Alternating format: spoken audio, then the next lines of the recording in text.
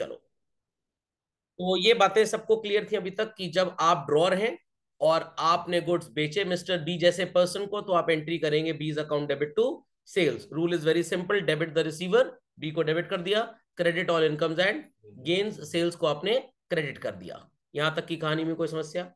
अब जब आप मिस्टर ए हैं और आपने बी जैसे पर्सन के ऊपर बिल ड्रॉ किया, तो एंट्री क्या पास होगी?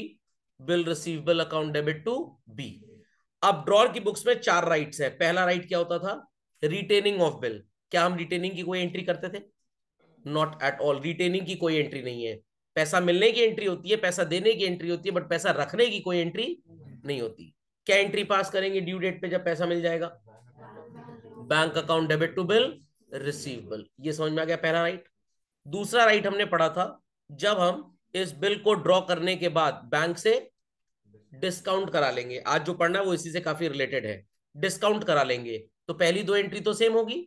डिस्काउंटिंग की एंट्री हो जाएगी bank account debit discount on bills या डिस्काउंटिंग चार्जेस, स्वाद अनुसार कुछ भी लिख सकते हैं, टू बिल रिसीवेबल।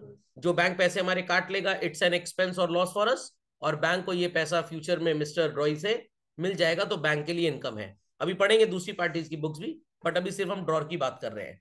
और ड्यू डेट पे पैसा जब बैंक को मिलेगा, क्या मिस्टर ए से कोई मतलब है? नो, दैट्स वाई हम इसकी बुक्स में कोई एंट्री पास नहीं करेंगे। समझ में आ गई बात?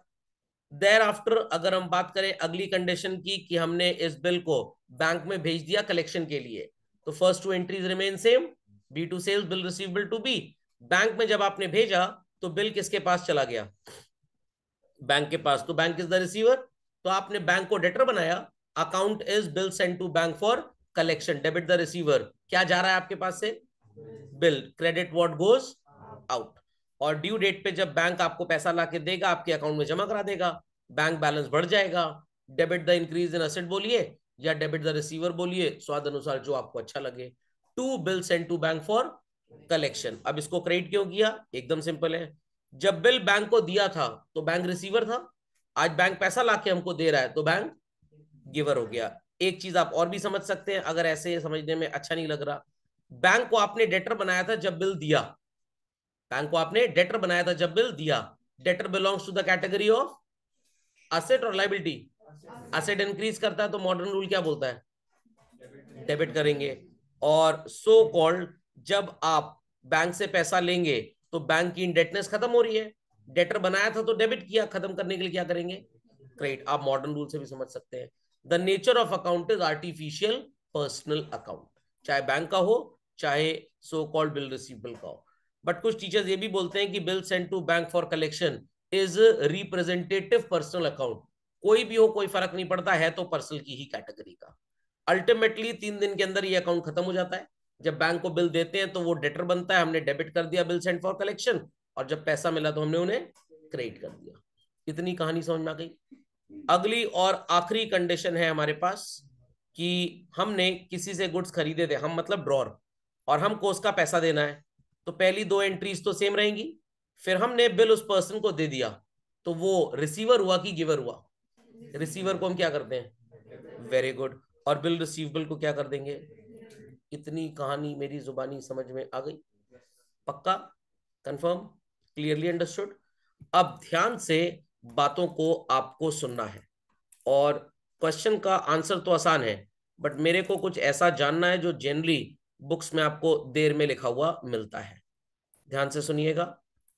There were persons like mister A and mister B.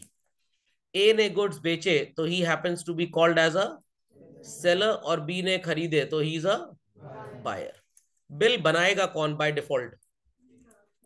ए बनाएगा, तो हम इसे क्या नाम दे देंगे? ड्रॉर। और किसके ऊपर ये बनाया गया है? ऊपर मतलब कि उसको गंजा करा के उसके सिर पे लिखेंगे? ड्रॉई बेसिकली। समझ में क्या? सबसे पहले मिस्टर ए की बुक्स में आपने एंट्री पढ़ी है बी टू सेल्स, उसके बाद बिल ड्रॉ करने की एंट्री क्या है? Bill receivable to B. A क्यों हो जाएगा? मैं ए लिखूंगा, आप ए लिख देंगे। Bill receivable to B. इसकी बुक्स में पहली एंट्री होती है purchase to A, and thereafter A to bills payable. यहां तक कोई प्रॉब्लम? उसके बाद ड्रॉई बेचारा खूटे से बंधी बकरी है, अल्टीमेटली इसको सिर्फ पेमेंट की एंट्री करनी है, और क्या एंट्री होगी? Bills payable to bank. Whereas हमारे ड्रॉर के पास 4 राइट्स हैं इस बिल को लेकर। पहला राइट क्या है? रिटेन कर सकता है। दूसरा राइट क्या था? एंडोर्स कर सकता है। तीसरा राइट क्या था? और चौथा राइट क्या था? कलेक्शन के लिए बैंक भेजेगा। तो retaining, endorsement, discounting and sending. Retaining के केस में हम कोई एंट्री पहले नहीं करेंगे, सिर्फ हम ड्यू डेट में एंट्री करेंगे। और क्या एंट्री करेंगे ड्यू डेट पे? सबको पता है, it's bank account debit to bill receivable. Endorsement में अगर आपने सी को बिल दे दिया तो आप एंट्री करेंगे सी टू बिल रिसीवेबल, बट क्या आपको ड्यू डेट पे पैसा मिलेगा? Not at all. तो मैंने यहाँ पे 2 सेक्शंस क्रिएट कर दिए कि एंट्री ड्यू डेट से पहले पास होगी या एंट्री ड्यू डेट पर पास होगी। समझ में आई बात? देर आफ्टर अगर आपने बिल को बैंक से डिस्काउंट करा लिया तो आप एंट्री क्या पास करेंगे? Bank account debit, discounting charges account debit to bill bill receivable, क्योंकि ड्यू डेट पे पैसा तो बैंक को मिलना है, तो इससे कोई लेना देना नहीं है। और सेंडिंग में bill send to bank for collection account debit to bill receivable, and finally पैसा मिलने की entry bank account debit to bill send to bank for collection. और कुछ माइनर से चार्जेस होते हैं, क्वेश्चन में लिख के आएगा तो एंट्री कर लेना बैंक चार्जेस टू बैंक, वरना ऐसी कोई एंट्री नहीं होगी। यहां तक की कहानी सबको समझ में आ गई? पक्का? Any doubts? Many doubts? Now take an example that the bill is drawn on, let us say, 10th of July, and it is drawn for a period of 3 months. So what happens to be the due date, children? 10th July को bill बना, 13th of अक्टूबर होगा, जुलाई से अगस्त 1 महीना, अगस्त से सितंबर 2 महीना, सितंबर से अक्टूबर 3 महीना। तो due date is 13th of October. इतनी बात सबको समझ में आ गई? बट मिस्टर ड्रॉई के पास पैसे का अरेंजमेंट हो जाता है काफी टाइम पहले। कितने टाइम पहले? Let us take an example. He is ready to pay the money on 13th of अगस्त। तो ड्यू डेट से कितने टाइम पहले? 1 मंथ की 2 मंथ? 13th अक्टूबर से 13 सितंबर 1 महीना, 13 सितंबर से 13 अगस्त 2 महीना। 2 महीने पहले इसके पास पैसे का अरेंजमेंट हो जाता है। He approaches to the drawer, mister A के पास जाता है मिस्टर बी, और कहता है कि ये जो बिल है इट इज ऑफ ₹10,000। ए कह रहा है मेरे को पैसे की भी जरूरत है 13 अगस्त के दिन, तो मैं एक काम करता हूं, इसको बैंक से डिस्काउंट करा लेता हूं। बैंक से डिस्काउंट कराने में बैंक वाले ए को बोलते हैं that we'll give you 9800 rupees 13 अगस्त को। बैंक 13 अगस्त को पैसा देने को रेडी है, और कितना पैसा देगा? 9800। और ड्यू डेट पे बैंक विजिट करेगा मिस्टर ड्रॉई को, और ड्रॉई से कितना पैसा वसूलेगा? पूरा का पूरा 10,000। तो बैंक का प्रॉफिट कितना हो गया, और ए का लॉस कितना हो गया? इतनी बात सबको समझ में आ गई? पक्का? कंफर्म? अब यहां पे मिस्टर ड्रॉई भी ऐसा ही ऑफर देते हैं मिस्टर ए को कि तुम बैंक ना जाओ, I have surplus funds with me, मेरे पास पैसे का अरेंजमेंट हो चुका है, तो बैंक ना जाओ और मेरे से ही पैसा ले लो। क्या मिस्टर ए को कोई फर्क पड़ेगा चाहे वो बैंक से जाके 9800 ले 13 अगस्त को, या मिस्टर ड्रॉई से 9800 ले 13 अगस्त को? क्या उसके ऊपर कोई इफेक्ट डिफरेंट आएगा? वो बैंक से भी जाएगा तो बैंक उसे कितना देगा? And his loss is 200। और वो अगर बी से वसूलेगा तो भी उसको कितने पैसे मिलने हैं? 9800। तो क्या ए के ऊपर कोई फर्क पड़ेगा? बट एक एडवांटेज ए को मिल सकता है। And what is that theoretical advantage जो ए को मिल सकता है, जो डिस्काउंटिंग में शायद ना मिलता? या एडवांटेज, या मैं बोल सकता हूं कि रिस्क कम हो जाएगा मिस्टर ए का। किस तरह का रिस्क वो हो सकता है? Simple as that. आज मिस्टर ए को बैंक वाले तो पैसा दे देंगे, ए को मिल भी जाएगा 9800। बैंक ड्यू डेट पे किससे पैसा लेने की सोच रहा है? 100% गारंटी है कि बी पैसा देगा? दे दे तो ठीक, नहीं दे तो बैड डेट्स हो जाएगा कि नहीं? और फिर वापस बैंक वाले किसकी गर्दन पकड़ेंगे? ए की तुम पैसा दो। और आज अगर मिस्टर बी ए को बोले that I have surplus money with me, तुम मेरे से आज ही पैसा ले लो, तो सबसे बड़ा एडवांटेज ए को यही मिलेगा कि जो बैड डेट्स का रिस्क है that will be ultimately dissolve, वो रिस्क आने वाले टाइम में पूरी तरह से खत्म हो जाएगा। तो what A should do, 9800 bank से ले या 9800 बी से ले? बी से लेने में एडवांटेज है ए को, पैसा तो उसको उतना ही मिलेगा जितना बैंक से मिलना है, बट बैड डेट्स का रिस्क पूरी तरह से न्यूट्रलाइज कर जाएगा, वो रिस्क कल को होगा ही नहीं।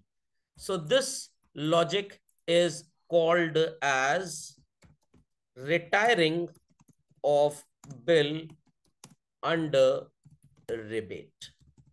समझ में आई बात? समझ में आई बात? Mister A will do the journal entry in his books, bank account debit, discount on bills की जगह आप टेक्स्ट यूज करेंगे रिबेट ऑन बिल्स, सिर्फ डिफरेंशिएट करने के लिए डिस्काउंटिंग के कॉन्सेप्ट से। अगर आप डिस्काउंट भी लिख सकते हैं, मतलब लिख देते हैं, कॉन्सेप्चुअली गलत नहीं है, बट अवॉइड करिएगा इन चीजों को। और बी ड्यू डेट पे पैसा देने की एंट्री क्या किया करता था? Bills payable account debit to bank, वो तो रहेगा ही रहेगा, but he is saving some money, तो ये भी अकाउंट क्रेडिट करेगा व्हाट? रिबेट ऑन बिल्स और इंटरेस्ट। समझ में आ गया? What journal entry do we pass? पक्का? ये एंट्री ड्यू डेट पे होगी चिल्ड्रन की ड्यू डेट से पहले होगी? ड्यू डेट से पहले होगी। लॉजिक समझ में आ गया? पक्का? So please put the heading in your copies, titled as retiring of bill under rebate, and write a 2-line text on this. Sometimes the drawee having surplus funds may agree with the drawer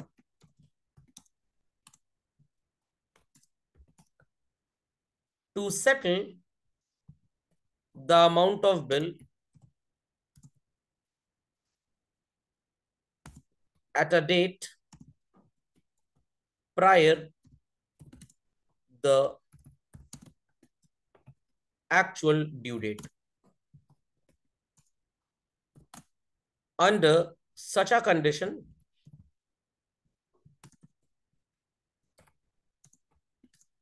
the drawer may allow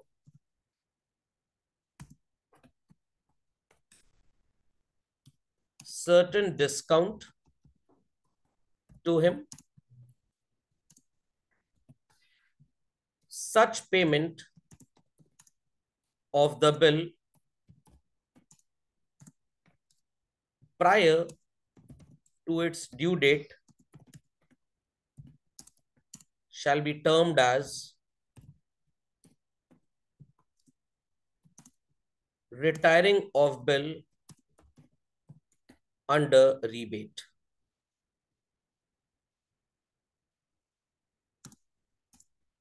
This shall dissolve the chances of bad debts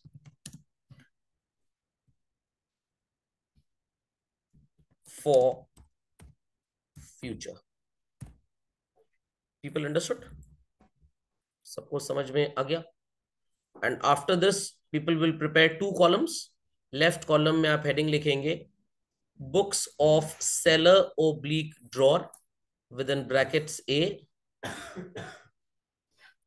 and right side में आप column में लिखेंगे books of drawee, that is buyer brackets में B, and then you'll copy these 2 journal entries that we have written, children. Bank rebate on bills to bill receivable left column में, and right में bills payable to bank to rebate on bills और interest. and drawing an asterisk sign on the content rebate in both the columns. Write the formula also. Rebate equals to PRT upon 100.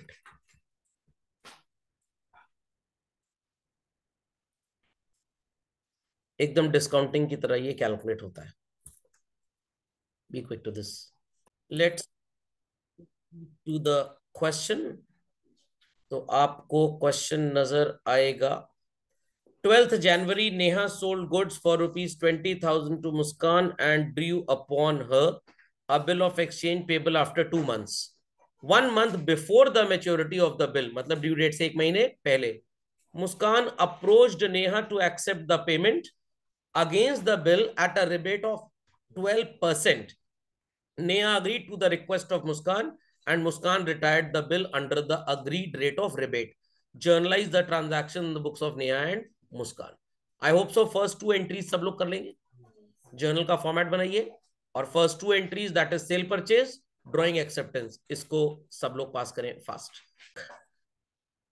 तो नेहा की books में first entry होगी sales की. It's Muskan to sales 20,000 on January 1st and bill draw करने की entry भी हो जाएगी. Bill receivable to Muskan, how much? 20,000. ये भी 1st January को होगी, करेक्ट. और मुस्कान की बुक्स में फर्स्ट एंट्री क्या होगी? Purchase to Neha and Neha to bills payable. इतना समझ में आ गया? चलिए अब बिल की ड्यू डेट की तरफ बढ़ते हैं. 1st January से आप 2 मंथ्स कैलकुलेट करिए. क्या डेट आएगी? 4th of March. And question says कि 1 month prior the due date. तो 1 महीने पहले कौन सी ड्यू डेट आएगी? 4th of Feb. तो कितने महीने का डिस्काउंट ड्रॉर या रिबेट ड्रॉई को देगा? 1 मंथ का. इतना सबको समझ में आ गया? पक्का? तो चलिए 1 मंथ के लिए रिबेट कैलकुलेट कर लेते हैं हम लोग. कैसे कैलकुलेट करेंगे? So called due date of the bill is 4th March और 4th Feb को हिसाब किताब क्लियर हो गया. तो आप एंट्री पास करेंगे और एंट्री पास करने से पहले हम कैलकुलेट कर ले वैल्यू. इट्स 20,000. रेट क्या लिखा था क्वेश्चन में? It's 12/100 and time period will be 1/12. तो 12 गॉट कैंसल्ड. कितना रिबेट आ जाएगा? 200 रुपीज का. इतना सबको समझ में आ गया? पक्का? Entry in the books will be done on 4th of Feb. दोनों की बुक्स में हम 4th of Feb को एंट्री पास करेंगे. यहां पे एंट्री होगी बैंक अकाउंट डेबिट, डिस्काउंट मत लिखिएगा, rebate on bills account debit to bill receivable account. In bank will be putting 19,800. Rebate में आएगा 200 एंड बिल रिसीवेबल में 20,000. सिमिलरली ड्रॉई की बुक्स में एंट्री होगी bills payable account debit to bank.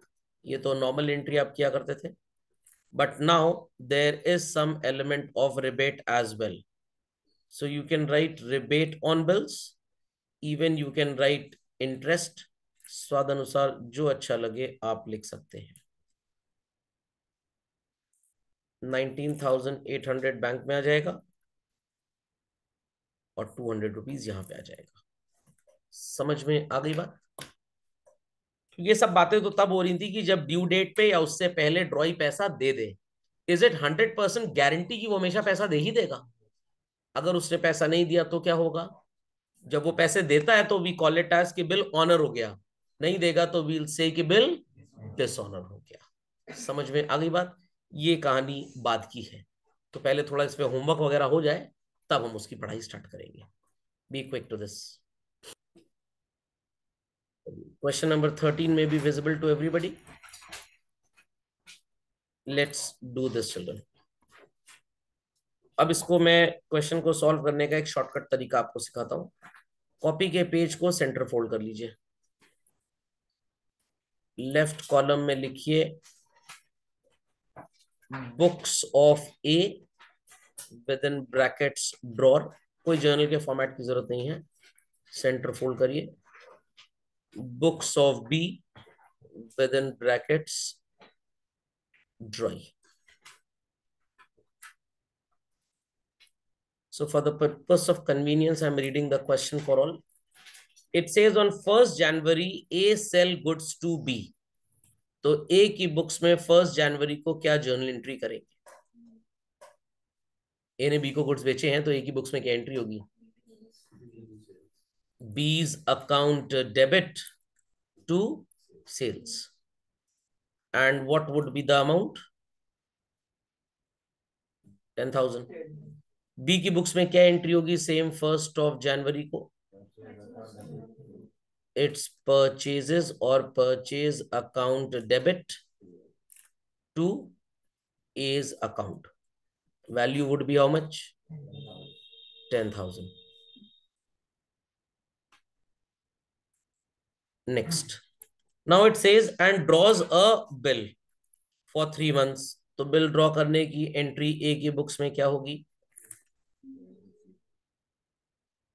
जिन्होंने कल रात में डिनर नहीं किया वो भी कोशिश कर सकते हैं, तो शायद जवाब दे दे. What would be the entry for drawing of bill in the books of A? Bill receivable account debit to B's account. And what would be the entry in the books of B for the same? It's A's account debit to bills payable. एकदम आसान है.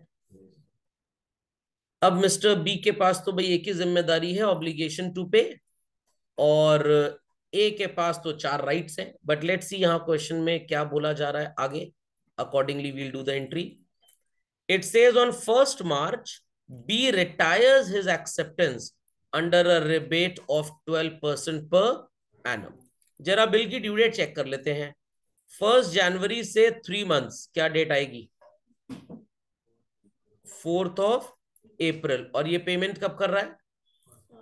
1st of March को. तो आप बोलेंगे sir 1 month 3 days पहले, तो हम रफली इसको 1 month ही मानते हैं, 3 days का कंसिडरेशन नहीं होगा, नहीं तो आंसर आपका डेसिमल में आएगा and that will cause huge problem. तो आप 1 month के लिए ही डिस्काउंट कैलकुलेट करेंगे. 10,000 rupee and percentages 12%. And for what period of time? 1 month. क्या आएगी rebate? 100. Who is getting the money? पैसा मिल किसको रहा है? ए. तो ए की बुक्स में क्या एंट्री करेंगे हम? बैंक अकाउंट डेबिट, बस खत्म. Then rebate on bills account debit to bill receivable. So here we'll be putting 9900.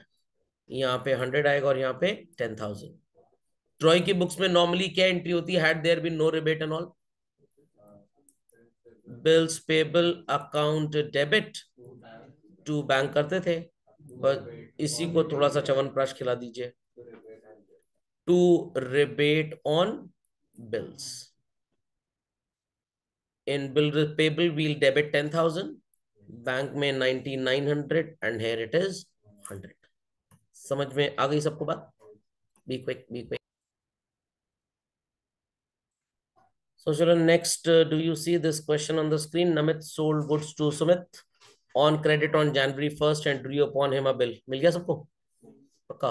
ये छोटा सा क्वेश्चन आपका होमवर्क है. इसमें चारों कंडीशंस हैं. दैट इज रिटेन्ड भी है, डिस्काउंटेड भी है, एंडोर्समेंट भी है और सेंड टू बैंक भी आएगा. तो आपको इसमें 4 बार ड्रॉर की बुक्स और 4 बार ड्रॉय की बुक्स बनानी पड़ेगी. समझ में आ गया? पेज सेंटर फोल्ड करके मत सॉल्व करिएगा, प्रॉपर 4 अलग अलग जर्नल बनाइएगा. हो जाएगा? सॉल्व कर लीजिएगा. Next class will check it. और फिर आपको पढ़ाएंगे कि एक बाइंग सेलिंग के ट्रांजैक्शन में अभी तक तो एक बिल आता था, अब 3 4 बिल्स आएंगे. एक बिल को डिस्काउंट करा दिया, एक को रिटेन करा दिया, तो आपको ब्रह्मा जी के चेहरे नजर आएंगे. चलिए, दैट्स ऑल फॉर टुडे.